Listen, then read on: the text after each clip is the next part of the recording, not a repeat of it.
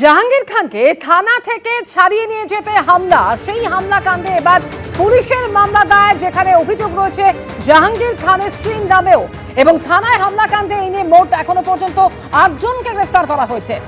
জাহাঙ্গীর খানকে ছাড়িয়ে নিয়ে যেতে গতকাল ফলতা থানায় হামলা চালায় পুষ্পা অনুগামীরা।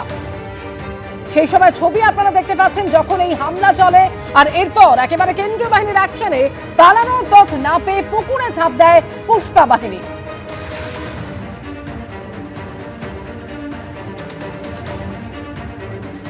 জাহাঙ্গীর খানকে থানা থেকে ছাড়িয়ে নিয়ে যেতে হামলা, আর এই ঘটনা নিয়ে মুখ্যমন্ত্রী শুভেন্দু অধিকারী কি বলেছেন শোনাবো আপনাদের। আইন হাতে তুলে নেবেন না, এ সরকার ছাড়বে না।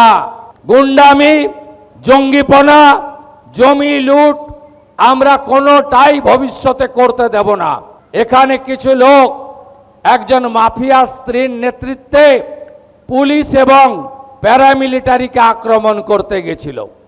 আমি এখানে এসপি সাহেব আছেন, আমি বলে গেলাম ভিডিওতে যতগুলোকে ছবিতে দেখা গেছে কেউ যেন বাড়িতে না থাকে, তাদেরকে আইনের আওতায় আনতে হবে এবং ভারতীয় ন্যায় সংহিতার অন্তর্গত রাষ্ট্রবিরোধী কার্যকলাপের যে ধারা আছে, আমি পুলিশ মন্ত্রী হিসেবে আপনাকে নির্দেশ দিচ্ছি, সেই ধারাতে এমন শিক্ষা দিন যাতে কোনোদিন কোনো পুলিশ সরকারি কর্মচারী, প্যারামিলিটারি যারা এসেছেন আমাদের সাহায্য করতে, তাদেরকে কেউ আক্রমণ করার সাহস না রাখে।